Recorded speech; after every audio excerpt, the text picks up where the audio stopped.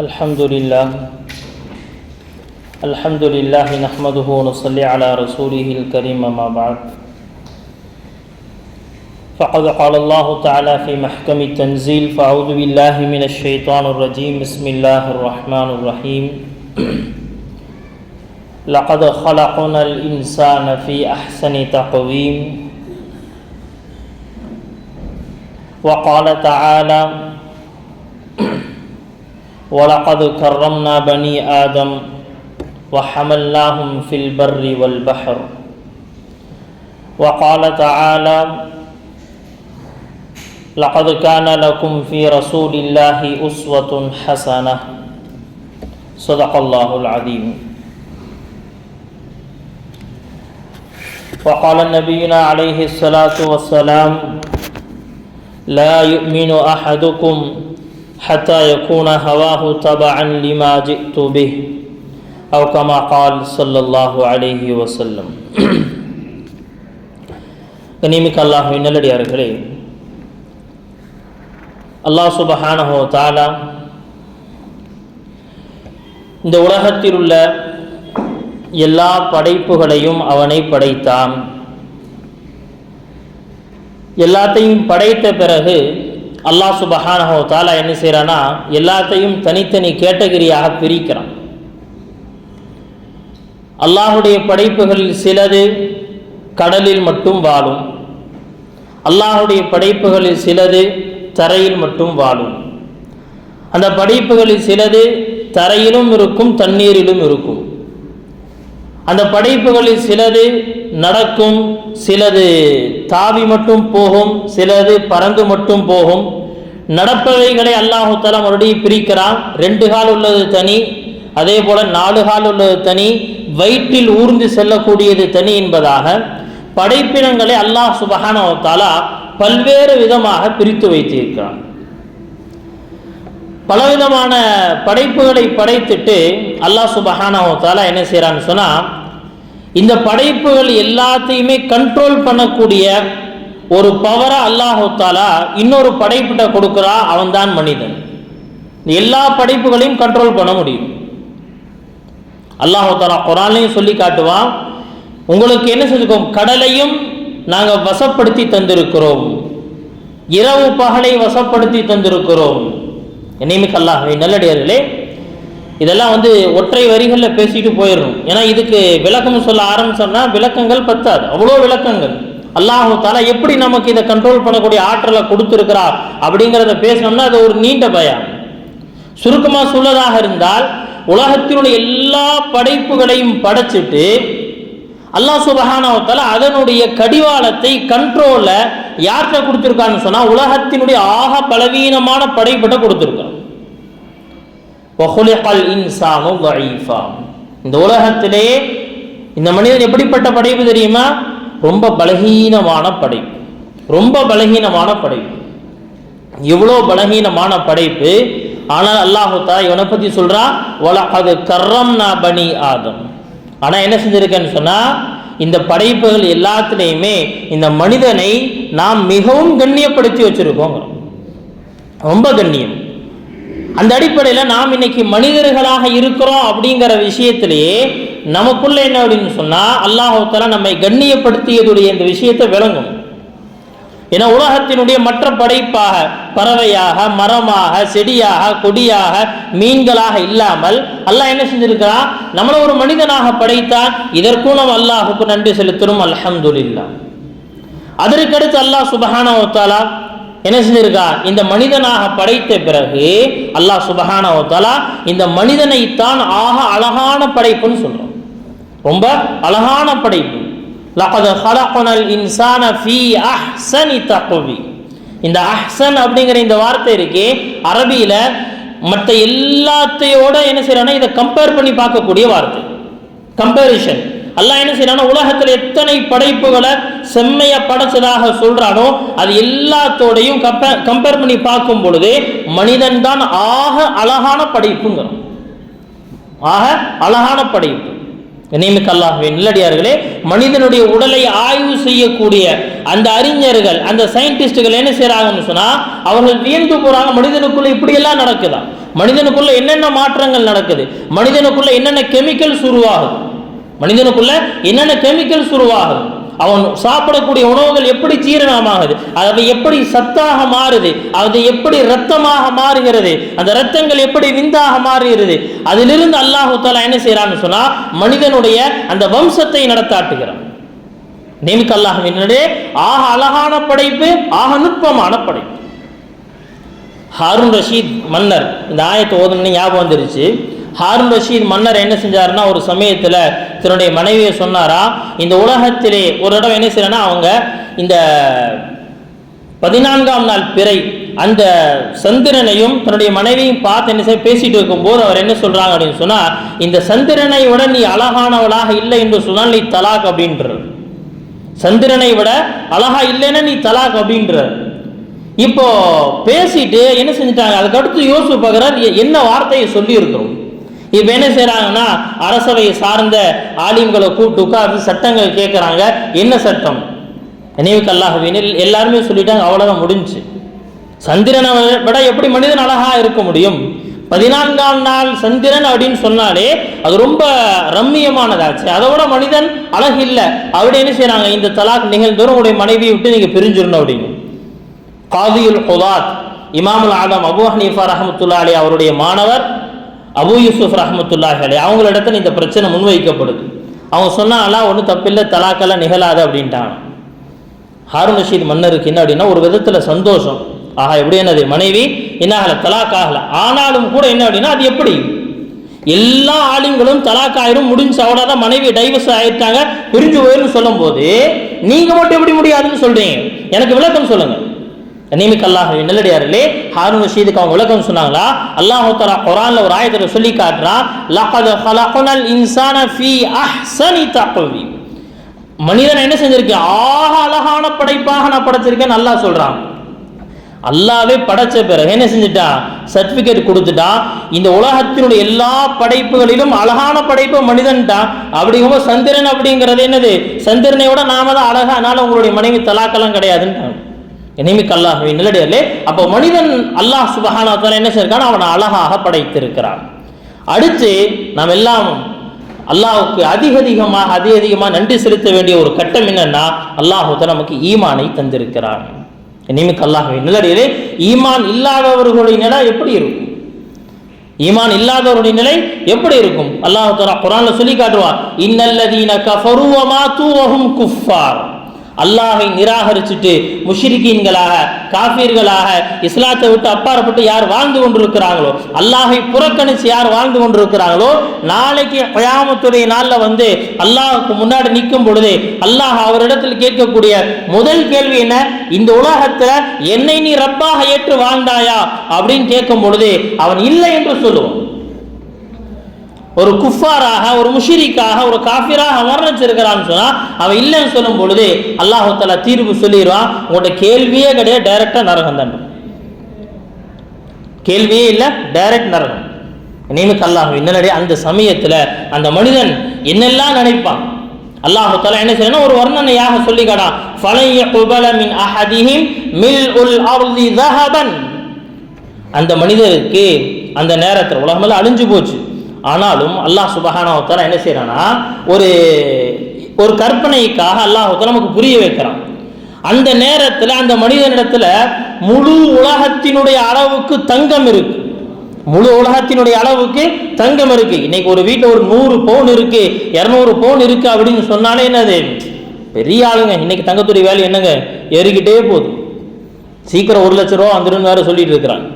அதனால பல பேருக்கு என்ன அப்படின்னா, சீக்கிரம் தங்கத்தை சேகரிக்கணுங்கிற ஆசை இயற்கையாகவே ஏற்பட ஆரம்பிச்சிருச்சு.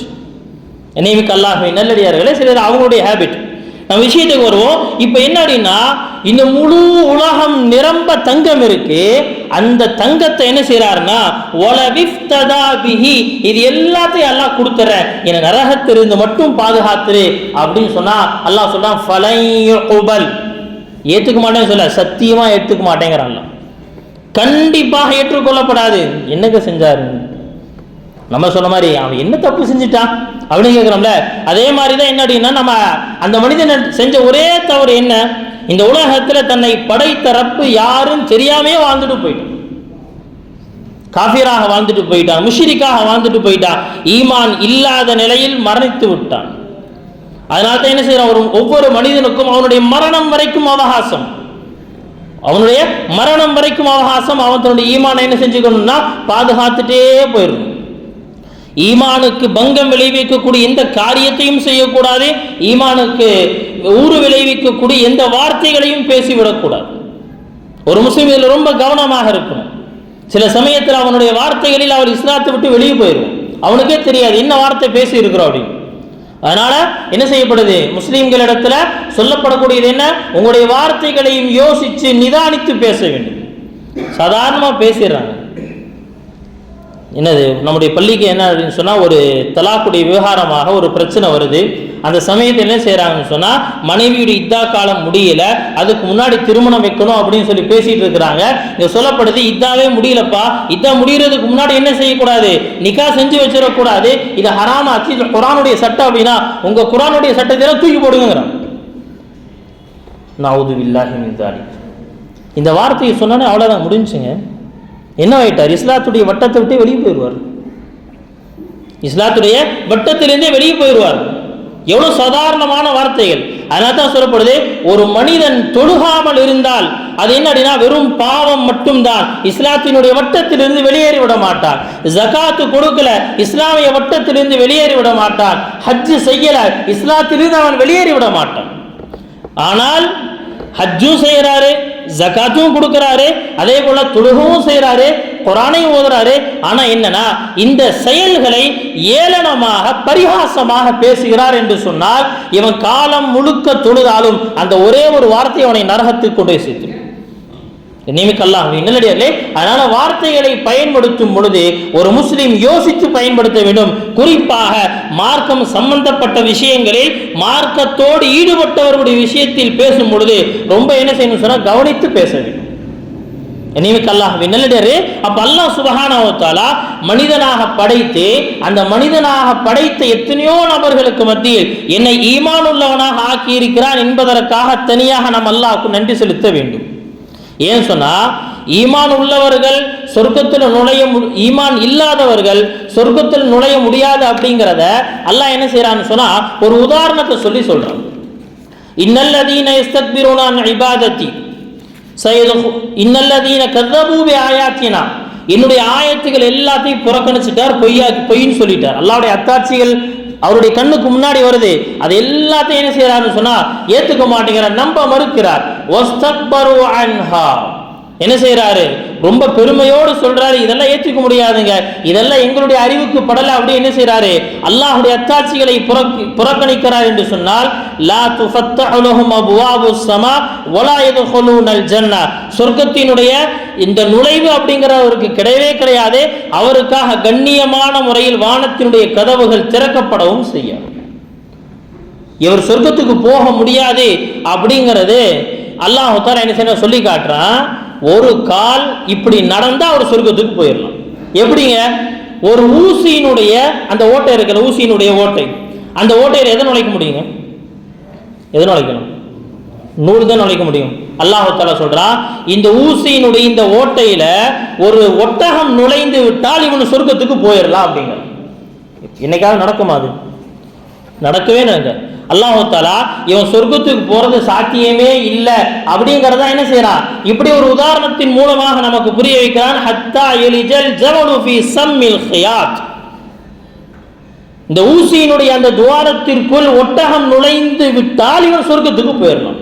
சாத்தியமே இல்லை, சாத்தியமே இல்லை. கனிமிக்க அல்லாஹ்வே நல்லடியார்களே, அப்படியான அல்லாஹ் தஆலா நமக்கு தந்திருக்கக்கூடிய ஈமான் அப்படிங்கிறது எவ்வளோ உயர்ந்தது, எவ்வளோ உயர்ந்தது. அதற்கடுத்து கனிமிக்க அல்லாஹ்வே நல்லடியார்களே, ஹஜ்ரத் ஈசா அலைஹிஸ்ஸலாம், அதற்கடுத்து நம்ம இப்போ சொல்ல வர்றது என்ன அப்படின்னா, ஈமானுக்கு பிறகு அல்லாஹ் தஆலா நமக்கு தந்திருக்கக்கூடிய அடுத்த நியமத், முதல்ல மனிதனாக படைத்தான், ஆக அழகான படைப்பு. மனிதர்களின் ஈமான் உள்ளவர்களாக ஆக்கினான், அது அதைவிட பெரும் பாக்கியம். அதற்கடுத்த பாக்கியம் அல்லாஹ் சுப்ஹானஹு வ தஆலா நம்மை முஹம்மது ஸல்லல்லாஹு அலைஹி வஸல்லம் அவருடைய உம்மத்தில் ஒருவராக ஆக்கியிருக்கிறார். குன்தும் கைர உம்மத்தின் உக்ரிஜத் லின்னாஸ். இந்த உலகத்தில் மக்களின் நலவுக்காகவே வெளியாக்கப்பட்ட ஆக சிறந்த சமுதாயம். எந்த உம்மத்துக்கும் அல்லாஹ் தஆலா இந்த சர்டிபிகேட் கொடுக்கவே இல்லை. இந்த உலகத்துல 1,00,000க்கும் மேற்பட்ட நபிமார்கள் வந்தாங்க. எந்த உம்மத்தையும் பார்த்து அல்லாஹ் தஆலா சொல்ல நீங்க ஆக சிறந்த சமுதாயம் சொல்லல. ஆனா நம்மளை பார்க்க சொல்றோம் ஆக சிறந்த சமுதாயம் நீங்க. ஏன் தெரியுமா? என்னுடைய நபி இந்த உலகை விட்டு சென்ற பிறகு என்னுடைய நபிக்கு ஆக கொடுக்கப்பட்ட ஷரியத்தை நீங்கள் பின்பற்றுவதோடு மட்டுமல்லாமல் நீங்கள் அதன் பக்கம் மக்களை அழைப்பீர்கள், மக்களுக்கு நல்ல விஷயங்களை நீங்கள் போதிப்பீர்கள், அவர்கள் தவறு செய்யும் பொழுது அந்த தவறிலிருந்து நீங்கள் தடுப்பீர்கள். கண்ணியமிக்க அல்லாஹ்வின் நல்லடியார்களே, இந்த 2 விஷயத்தை அல்லாஹ் தஆலா என்ன செய்யறாங்க சொன்னா ஹைலைட் பண்ணி காட்டுறான். இந்த 2ஐயும் அல்லாஹ் தஆலா ஹைலைட் பண்ணி காட்டுறா. நீங்க நல்லதை ஏவுவீர்கள், தீயதை தடுப்பீர்கள், எனவே நீங்கள் சிறந்த சமுதாயம். கண்ணியமிக்க அல்லாஹ்வின் நல்லடியார்களே, இந்த 2ஐயும் அல்லாஹ் ஹைலைட் பண்ணி காட்டுறானே, இது என்னுடைய வாழ்க்கையில் இருக்கா? நல்ல விஷயங்களை நான் மற்றவர்களுக்கு போதிக்கிறேனா? நல்ல விஷயத்தை மற்றவங்களுக்கு சொல்லணும் அப்படிங்கிறதுக்காக மேடை போட்டு ஸ்டேஜ் போட்டு ஜும்மா இருக்கணுங்கிற அவசியம்லாம் கிடையாதுங்க. என்னுடைய குடும்பத்திற்குள் நான் நல்ல 4 விஷயங்களை என்னுடைய மனைவிக்கும் குழந்தைகளுக்கும் போதிக்க வேண்டும். என்னுடைய நண்பர்களுக்கு நான் நல்ல விஷயங்களை போதிக்கணும். அவர்கள் தவறு செய்யும் பொழுது அந்த தவறிலிருந்து அவர்களை அழகான முறையில் என்ன செய்யணும்? தடுக்க வேண்டும். இந்த காரியத்தை செஞ்சுக்கிட்டு இருந்தா போதும், எல்லாரும் செய்ய முடியும். தொழுகாதவரை என்ன செய்யறது இல்லை அப்படின்னு சொன்னா கேவலமாக பார்க்கறது இல்லை, அவனை தொழுக வைப்பதற்குண்டான ஏதாவது வழியை யோசிக்கிறது. ஜகாத்தை கொடுக்க மாட்டேங்கிறான் என்னுடைய நண்பர், நல்லா தெரியுது, ஜகாத்தை கொடுக்க வைப்பதற்குண்டான ஏதாவது சில முயற்சிகளை மேற்கொள்வது.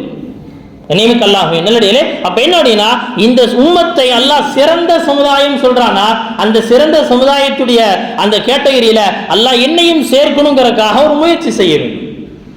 கண்ணியமிக்க அல்லாஹ்வின் நல்லடியார்களே, அப்ப இந்த உம்மத்தினுடைய சிறப்பு என்ன அப்படின்னா இவர்கள் நபியோடு இணைந்ததின் காரணமாக இவருடைய அந்தஸ்தை அல்லாஹ் உயர்த்தியது.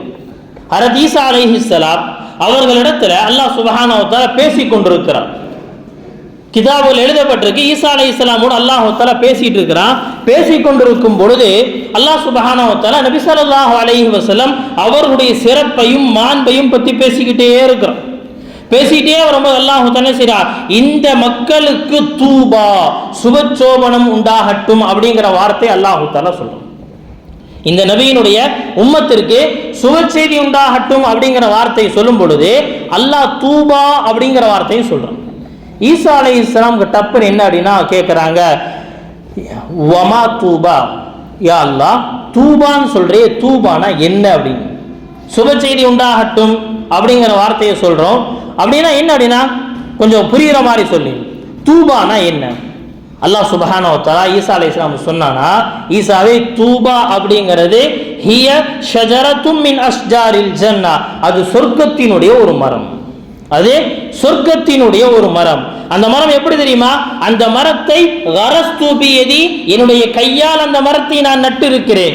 ததில்லுல் அஹ்யா, அது நல்லோர்களுக்கு நிழல் தரும். அது மட்டும் இல்ல, மாஉஹா மின் தஸ்னீம், அதனுடைய தண்ணீர் எப்படி இருக்கு தெரியுமா? தஸ்னீம் அப்படிங்கிற அந்த சொர்க்கத்தினுடைய ஊட்டில் இருந்து அதற்கு தண்ணீர் ஊற்றப்படும். அந்த தண்ணீர் எப்படிப்பட்டது தெரியுமா? அந்த தண்ணீருடைய குளிர்ச்சி அது என்ன அப்படின்னு சொன்னா, அந்த கற்பூரத்திற்குள்ள இருக்கக்கூடிய ஒரு குளிர்ச்சியை பத்தி அல்லாஹ் தஆலா சொல்லி காட்டுறான். அந்த புரூதுல் காஃபூர், அதனுடைய குளிர்ச்சி அதில் இருக்கும். ஒரே ஒரு தடவை அந்த தண்ணீரை ஒரு மனிதன் குடித்து விட்டால், ஒரு தடவை அந்த தண்ணீரை குடித்து விட்டால் அதற்கு பிறகு அவனுக்கு தாகம் என்பதே ஏற்படாது அப்படின்னு அல்லாஹ் டைரக்டா ஈசா அலைஹிஸ்ஸலாம் சொல்லும் போது எப்படி இருக்கும் அவங்களுக்கு? ஈசா அலைஹிஸ்ஸலாமுடைய ஆசையை தூண்டிவிட்ட மாதிரி ஆயிடுச்சு, ஆசையை தூண்டிவிட்ட மாதிரி ஆயிடுச்சு. இஸ்கினி யா ரப், இஸ்கினி யா ரப், யா அல்லாஹ் எனக்கு ஒரு முடக்கு அதுல இருந்து கொடுவேன் கொஞ்சம் தண்ணீரை, இப்ப நான் குடிக்கணும். சொல்ல சொல்ல சொல்ல சொல்ல என்ன ஆகுது? அந்த சொர்க்கத்தினுடைய அந்த மரத்தின் பக்கம் என்னுடைய கவனங்கள்லாம் போகுது, நான் ஈர்க்கப்படுகிறேன். இஸ்கினி யா ரப், எல்லாம் எனக்கு ஒரே ஒரு மடங்கு அதுல இருந்து தண்ணீரை கொடு அப்படின்னு யார் கேட்கிறா? யாருன்னு கேட்டா ஈசா அலைஹிஸ்ஸலாம் இருக்கிறீங்களா? ஈசா அலைஹிஸ்ஸலாம் கேட்ட உடனே அல்லாஹு தஆலா சொன்னானா, ஹராமுன் அலா குல்லில் அம்பியா ஹத்தா யஷ்ரப மின்ஹு நபியுல் உம்மி, எல்லா நபிமார்களுக்கும் இந்த தண்ணீரை குடிப்பதை நான் தடை செய்து வைத்திருக்கிறேன். எப்ப தெரியுமா?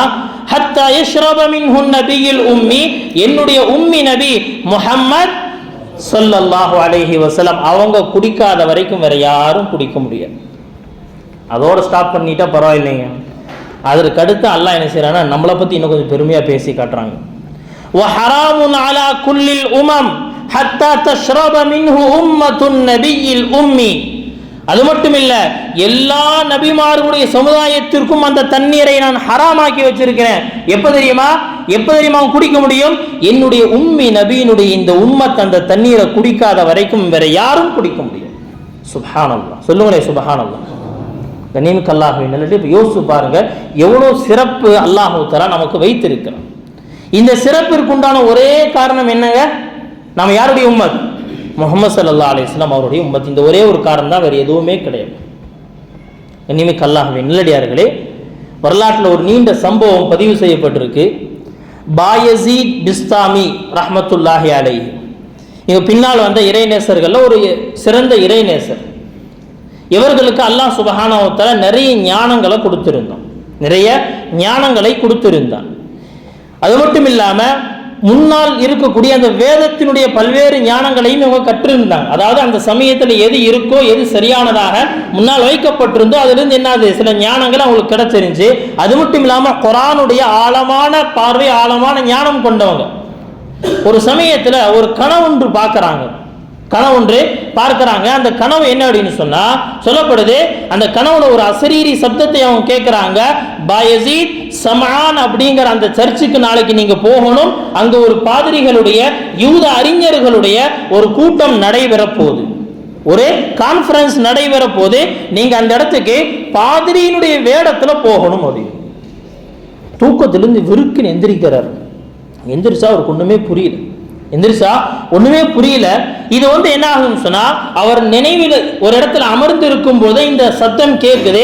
அதை அவர் என்ன செய்யறாரு, அது எப்படி நான் எப்படி பாதிரியாக மாற முடியும், நான் எப்படி ஒரு யூதர்களை போல ஆடை அணிய முடியும், இது என்ன அப்படின்னா என்னுடைய ஈமானுக்கு என்ன அப்படின்னா இதை நான் ஏற்றுக்கொள்ள முடியாது, என்னுடைய ஈமான் இதற்கு வழி தர மாட்டேங்குது. ஒரு யூதர்களை போல ஆடை அணிவது, வேற எதுவும் இல்லை, ஆடை அணிவதை என்னால் ஏற்றுக்க முடியும்.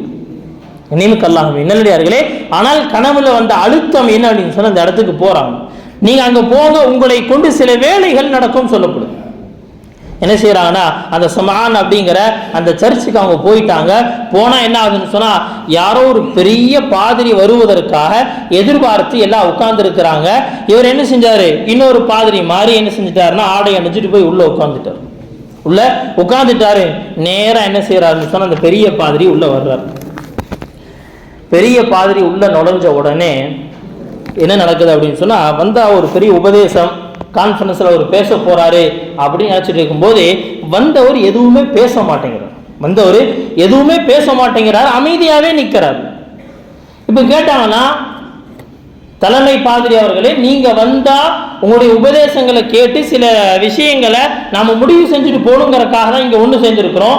வந்தா எதுவுமே பேச மாட்டேங்கிறீங்களே, உங்களுடைய உடல்ல ஏதோ ஒரு சில நடுக்கங்களையும் மாற்றங்களையும் நாம பார்க்கிறோம் அப்படின்னு சொன்னாலாம், நமக்குள்ள ஏதோ ஒரு கருப்பாடு இருக்கு அப்படின்னு. அவர் சொன்ன வார்த்தை என்ன தெரியுமா, நமக்குள் ஒருவர் இருக்கிறார், நமக்குள் இருக்கக்கூடிய நபர் முஹம்மதி உள்ள இருக்கிறார். முஹம்மதுடைய மார்க்கத்தை சார்ந்த யாரோ ஒருவர் நமக்குள்ள என்ன செய்யறாருன்னா, வேடம் அணிந்து நமக்குள்ள ஒருத்தர் உட்கார்ந்து இருக்கிறாரு. அவர் வந்ததற்கு பிறகு என்னுடைய நாவுகள் என்ன பேச மறுக்குதுன்னு சொல்றார். உடனே என்ன செய்யறான்னு சொன்னா, யாரும் கண்டுபிடிக்க உடனே என்ன செஞ்சிடலாம், அவரை கொலை செய்து விடலாம் அப்படின்னு ரொம்ப பரபரப்பா பேசுறாங்க.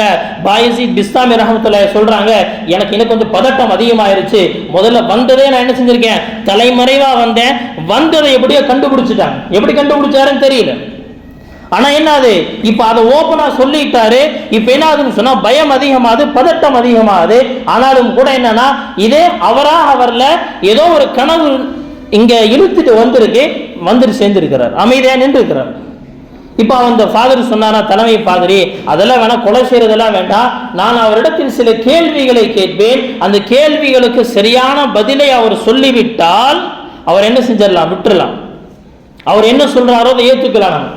அப்படி இல்லை அப்படின்னு சொன்னா அதை என்ன செஞ்சல, இதே இடத்துல அவரை கொலை செய்து விடலாம். என்ன செய்யறாங்க, கூட்டத்தில் இருந்து அப்படியே சத்தம் போடுறாங்க, யார் அந்த நபர், யார் மறைந்திருக்கிறார், முஸ்லீம் ஆனா என்ன செஞ்சிருக்கார், யூதனை போல வேடம் அணிந்து வந்திருக்கிறாரே, அவர் முன்னாடி வரட்டும் அப்படின்னு பாயஸித் பிஸ்தாமி ரஹ்மத்துல்லாஹி என்ன செஞ்சிட்டாங்க, முன்னாடி வந்துட்டாங்க. வந்த பிறகு என்ன செய்யறாருன்னா அவர் பார்க்கிறாரு, பார்த்துட்டு பேசி கொடுக்குறாரு. நான் உங்களிடத்துல சில கேள்விகளை கேட்பேன், அதை என்ன செய்யணும்னு சொன்னா வேதங்களிலிருந்து நீங்கள் பதில் சொல்லணும். குர்ஆனிலிருந்து முந்தைய வேதங்களிலிருந்து என்ன செய்யணும், நீங்க பதில் சொல்லணும். இதை தாண்டி எங்கேயும் வெளியே போயிடக்கூடாது. அவர் என்ன செஞ்சார், சரி ஓகே அப்படின்னு சொல்லிட்டாரு. அதற்கு பிறகு என்ன செய்யறாங்க, அந்த யூத அறிஞர் கிட்டத்தட்ட 62 கேள்விகளை கேட்கிறார். 62 கேள்வி, எல்லா கேள்வியும் சொல்ல முடியாது, சில கேள்விகளை மட்டும் உங்களுக்கு முன்னாடி வைக்கிறேன். நினைவுக்கு அல்லாஹ்வின் நல்லடியாரே, அவர் முதல்ல கேட்டாரா, இந்த உலகத்துல ஒன்னே ஒண்ணுதான் இருக்கு, அதற்கு இன்னொன்று ரெண்டாவது கிடையவே கிடையாது, அது என்ன அப்படின்னு சொன்னாலா, குல் ஹுவல்லாஹு அஹத், அல்லாஹ் ஒருவன் மட்டும்தான், ரெண்டாவது ஒன்று கிடையவே கிடையாது. 2 இருக்கு 3 இல்லை, என்ன சொன்னாலா, அல்லைலு வன்னஹார், இரவு பகல் 2 தான் இருக்கு, மூன்றாவது ஒன்று கிடையவே கிடையாது. இந்த உலகத்தில் அல்லாஹுடைய படைப்பில் 3 இருக்கு, 4வது கிடையாது. அது என்ன சொன்னா, கலம் லவ் குர்சி. அல்லாஹ் தஆலா எழுதுகோலை படைத்தான், குர்சி அல்லாஹுடைய அந்த சிம்மாசனத்தை படைத்தான். அதற்கடுத்து என்ன அப்படின்னு சொன்னா லவ்ஹுல் மஹ்ஃபூஸ், ஆரம்பத்தில் படைக்கப்பட்டது இந்த 3 மட்டும் தான், வேற எதுவும் கிடையாது. 4 இருக்கு, 5வது இல்லை. அது என்ன சொன்னா, அல்லாஹ் 4 வேதங்களை மட்டும் தான் இறக்கி இருக்கிறான், 5வது வேதத்தை இறக்கவில்லை. 5 இருக்கு, 6வது இல்ல. இந்த உலகத்தில் முஸ்லிம்களுக்கு 5 நேர தொழுகை கடமையாக்கப்பட்டிருக்கு, 6வது நேரம் இல்லை. 6 இருக்கு, 7 இல்ல. இந்த உலகத்தை அல்லாஹ் 6 நாட்களில் படைத்ததாக குர்ஆன்ல சொல்றான், 7 நாட்கள் அல்லாஹ் படைக்கல. 7 இருக்கு, 8 இல்ல. அது என்ன, இந்த உலகத்துல வானம் பூமி 7 படைக்கப்பட்டிருக்கு, 8வது வானம் என்பது கிடையாது. 8 இருக்கு, 9 இல்ல. அது என்ன, அரிசை சுமக்கக்கூடிய மலக்குமார்கள் நாளைக்கு கியாமத்துடைய நாளில் 8 மலக்குகள் இருப்பார்கள் என்பதை அல்லாஹ் குர்ஆன்ல சொல்லி காட்டா. அவர்கள் 8 பேர் தான், 8க்கு மேல அங்க கவுண்டிங் கிடையாது. 9 இருக்கு, 10 இல்ல. அது என்ன, சாலிஹ் அலைஹிஸ்ஸலாமுடைய கூட்டத்தை சார்ந்த 9 நபர்கள் என்ன செஞ்சாங்கன்னு சொன்னா அந்த ஒட்டகத்தை அறுத்தார்கள். அந்த 9 பேர் தான், அதில் 10வது நபர் கிடையாது. 10 என்பதாக அல்லாஹ் சொல்றானே, அதனுடைய கருத்து என்ன? 10 இருக்கு, 11 இல்ல. அது என்ன சொன்னாலா, ஹஜ்ஜுக்கு சென்ற நபர் ஹஜ்ஜுடைய காரியங்களில் சில தவறுகளை செய்யும் பொழுது அவர் 10 நோன்பை வைக்க வேண்டும்.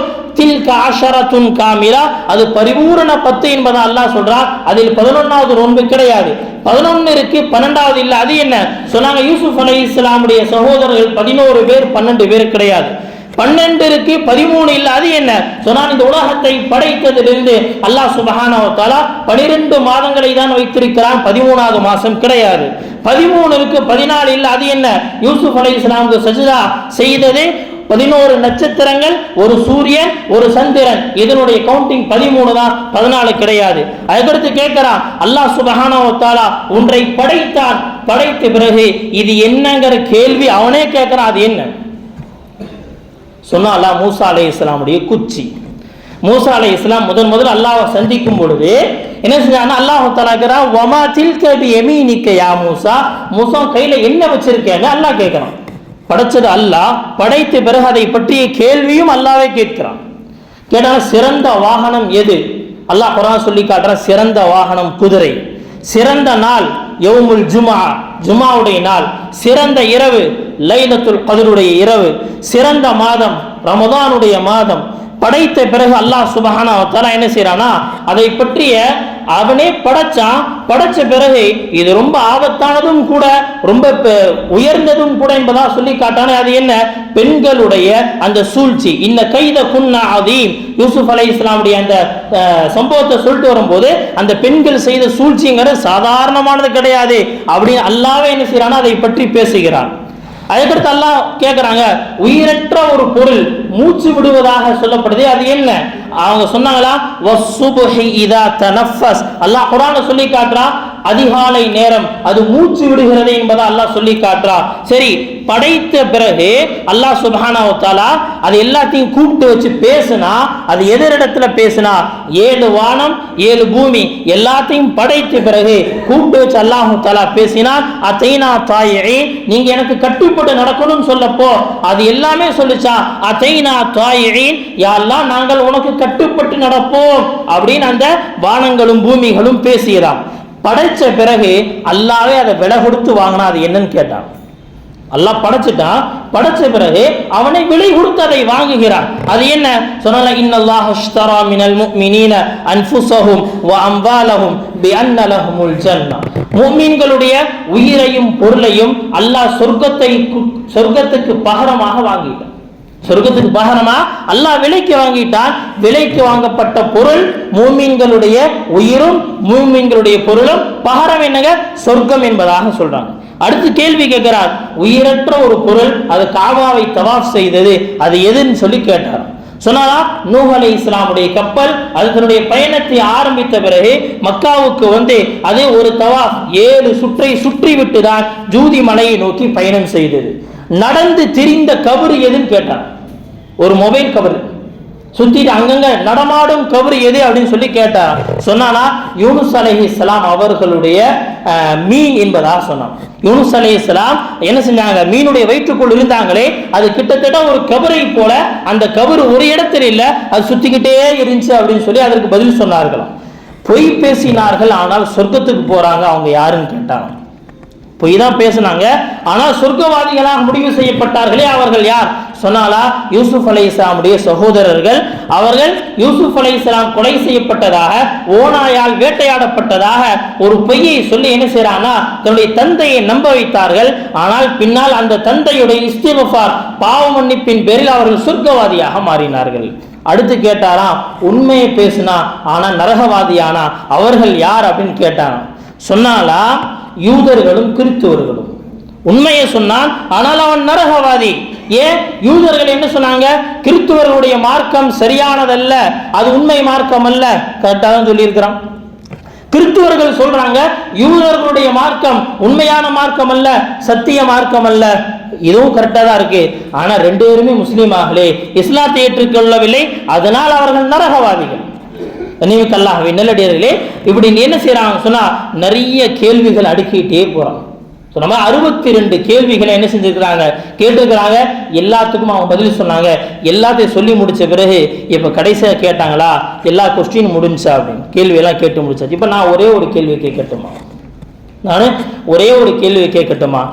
தாராளமாக அந்த கேள்வியை கேளுங்க, அதுக்கு நீங்க பதில் சொல்லணும். சரி, பதில் சொல்றேன். சொன்னாலாம், இந்த வானத்தினுடைய அதே போல சொர்க்கத்தினுடைய சாவி எதுன்னு கேட்டார். வானத்தினுடைய சொர்க்கத்தினுடைய சாவி எது என்பதாக கேட்டாரா, அவர் எதுவுமே வாயை திறக்கல, அமைதியா நின்றுக்கிறாரு. கீழே இருக்கக்கூடிய அந்த மற்ற யூத அறிஞர்கள் எல்லாம் என்ன செய்யறாங்க, நீங்க இவ்வளோ கேள்வி கேட்டீங்க, எல்லாத்துக்கும் பதில் சொல்லிட்டாரு, இந்த ஒரு கேள்விக்கு பதில் சொல்ல மாட்டீங்களா அப்படின்னு சொன்னாங்களாம்.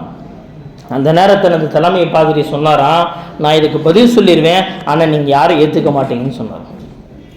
நான் இதுக்கு பதில் சொல்லிடுவேன், ஆனா உங்களை யாருனாலையுமே அதை ஏற்றுக்கொள்ள முடியாது என்பதாக சொன்னாலா, இல்ல இல்ல, உங்களுடைய வார்த்தைகளை அப்படியே நாங்க ஏத்துக்குவோம், அந்த பதிலை சரியாக இருக்கும் பட்சத்துல அதை நாங்க அப்படியே ஏத்துக்கிறோம் அப்படின்னு சொன்ன நேரத்துல இப்ப சொன்னாங்களாம், வானத்தினுடைய சொர்க்கத்தினுடைய சாவி அது எது தெரியுமா?